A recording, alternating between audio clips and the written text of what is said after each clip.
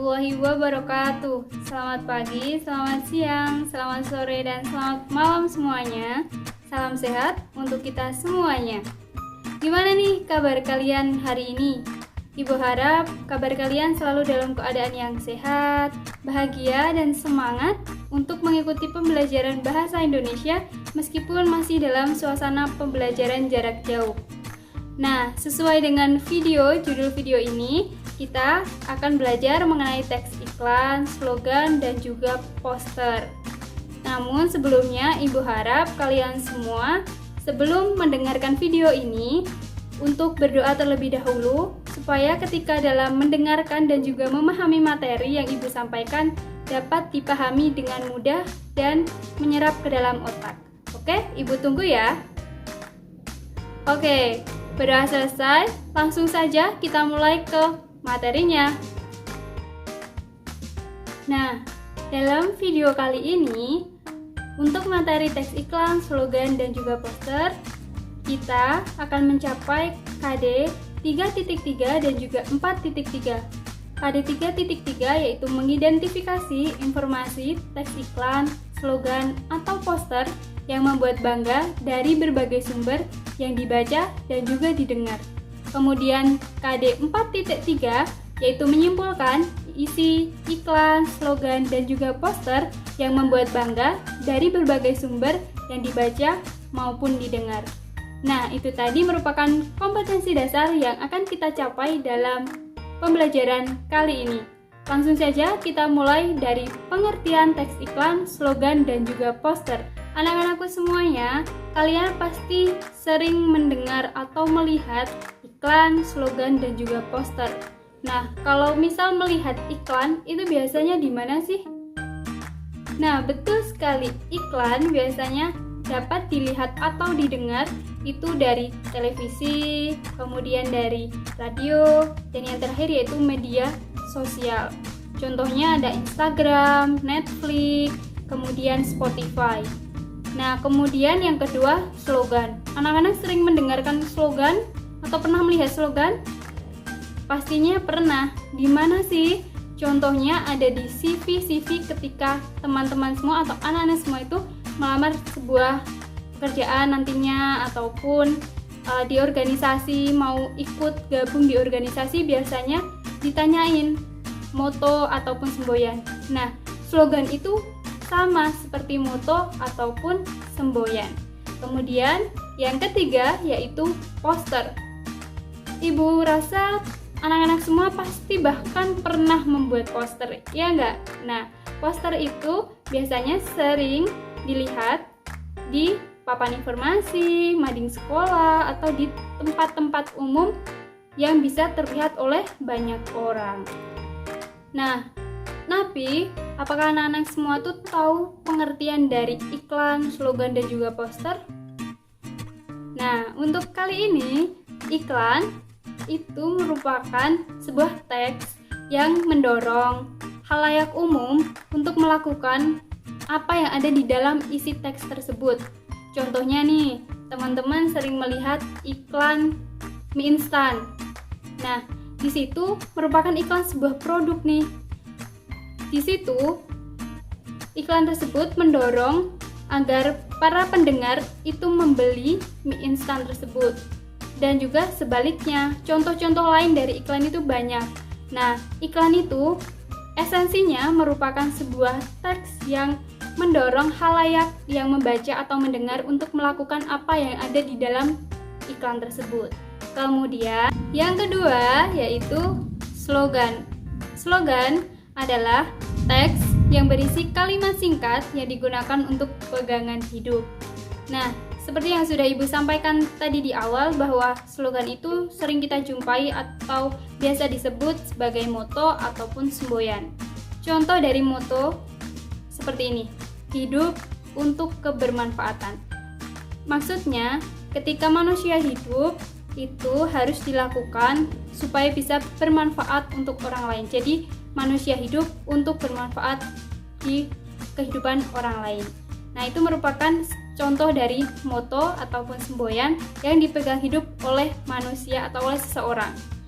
Nah, pastinya anak-anakku semua memiliki moto tertentu ya.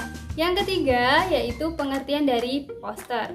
Poster hampir sama nih dengan iklan, sama-sama merupakan teks persuasif. Namun poster ini memadukan kata dan juga gambar yang kemudian ditempel di tempat umum yang bertujuan untuk membuat pendengar atau pembaca itu tertarik dengan apa yang ada di dalam poster tersebut. Contoh nih, poster yang sering kita lihat itu adalah poster dilarang merokok, kemudian dilarang atau menjauhilah narkoba. Nah, itu merupakan poster-poster yang sering kita lihat. Nah, itu merupakan contoh dari poster. Nah, dari ketiga pengertian yang sudah dipelajari, kalau anak-anak mencermatinya lebih dalam, ternyata ketiga teks tersebut tuh ada persamaannya loh. Apa sih persamaannya?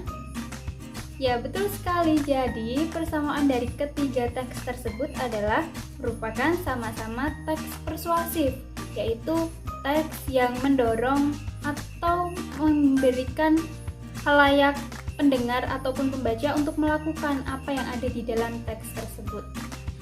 Nah, tapi ada nggak sih Bu perbedaan dari ketiganya? Tentu ada. Cermati tabel berikut ini. Nah, jika dilihat dari tabel, bisa dikatakan bahwa ketiga teks tersebut itu memiliki perbedaan di bagian unsur-unsurnya. Nah, kalau iklan itu merupakan teks persuasif yang memadukan unsur gerak, kata-kata, suara, dan juga gambar. Sedangkan kalau teks slogan itu merupakan teks persuasif yang memadukan unsur kata-kata dan juga unsur suara. Dan yang terakhir untuk teks poster itu merupakan teks persuasif yang memadukan unsur gambar dan juga kata-kata. Nah, itu tadi merupakan perbedaan dari ketiganya. Bisa dilihat dari contoh gambar-gambar yang sudah Ibu tampilkan, itu merupakan contoh dari iklan, slogan, dan juga poster. Pastinya ada banyak sekali yang kalian lihat atau kalian temui di kehidupan kalian berkaitan dengan iklan, slogan, dan juga poster. Kalau tadi kita sudah belajar mengenai unsur pembeda dari teks iklan, poster, dan juga slogan, kali ini kita berpindah ke materi unsur pembentuk iklan. Nah, kalau tadi tentang unsur pembeda itu ada kata-kata, gambar, gerak, dan juga suara, kali ini lebih dalam lagi nih unsur pembentuk dari iklan tersebut. Apa saja sih? Kita simak berikut ini. Yang pertama yaitu sumber. Sumber adalah penyandang dana dari pemasangan suatu iklan. Contohnya nih, kalau anak-anak lihat iklan di televisi, itu memasang di salah satu stasiun televisi. Nah, yang memasang iklan tersebut itu merupakan sumber dananya. Kemudian yang kedua, pesan. Yang namanya sebuah teks pasti berbentuk pesan. Ada pesan yang ingin disampaikan, informasi yang ingin disampaikan. Iklan juga seperti itu, ada pesan atau informasi yang ingin disampaikan. Kemudian yang ketiga yaitu penerima. Penerima merupakan individu atau responden yang menjadi sasaran iklan atau objek iklan. Kemudian yang keempat yaitu efek. Efek yaitu perubahan yang terjadi pada diri penerima, baik dalam aspek sikap, pola pikir, perilaku, dan juga kebiasaan. Kemudian yang kelima dan yang terakhir adalah umpan balik. Umpan balik adalah tanggapan atau reaksi, respon yang diberikan pendengar ataupun penerima pesan. Nah, bedanya efek dan juga umpan balik ini tuh, kalau efek itu perubahan yang terjadi. Contoh, misal anak-anak tuh melihat iklan pasta gigi, kemudian melihat bahwa oh ternyata pasta gigi itu baik untuk gigi yang sensitif. Kemudian kalau umpan baliknya itu berarti kita sebagai pendengar itu membeli dari produk tersebut setelah mengetahui bahwa ternyata produk tersebut itu memiliki efek-efek untuk gigi sensitif. Nah, itu merupakan unsur pembentuk iklan. Materi yang terakhir yaitu berkaitan dengan penyimpulan maksud teks iklan dan juga menceritakan kembali isi teks iklan tersebut. Tapi sebelum kita membicarakan berkaitan dengan maksud dan juga membicarakan kembali isi teks iklan, bahwa ternyata teks iklan itu tidak hanya berfungsi sebagai sarana atau alat untuk menawarkan produk ataupun jasa, tetapi ada fungsi-fungsi lainnya yang terangkum dalam dua fungsi. Yang pertama, fungsi informasional, yaitu memberitahukan kepada konsumen tentang barang atau jasa yang diiklankan. Kemudian yang kedua yaitu fungsi transformasional, yaitu iklan atau fungsi iklan berusaha untuk mengubah sikap-sikap yang dimiliki penerima atau pendengar terhadap barang atau brand tersebut. Kemudian berkaitan dengan materi penyimpulan maksud dari isi teks iklan tersebut. Jika anak-anak mengetahui bahwa tadi Ibu sudah mengatakan iklan itu memiliki pesan yang terkandung atau memiliki barang atau jasa yang ditawarkan untuk pendengarnya. Nah, dan dari itu tadi, oleh karena itu setiap iklan, masing-masing iklan itu memiliki maksud dan isi tujuan tertentu. Contoh nih, misal ada iklan untuk obat, ada iklan untuk makanan ringan, ada iklan untuk aplikasi dan lain sebagainya. Nah, oleh karena itu kita patut untuk mengetahui nih maksud dari iklan-iklan tersebut. Kemudian yang terakhir yaitu menceritakan kembali isi teks iklan tersebut. Setelah anak-anak mengetahui maksud pesan yang ada di dalam iklan tersebut, kemudian diceritakan kembali dengan bahasa kalian sendiri apa sih maksud dari iklan tersebut.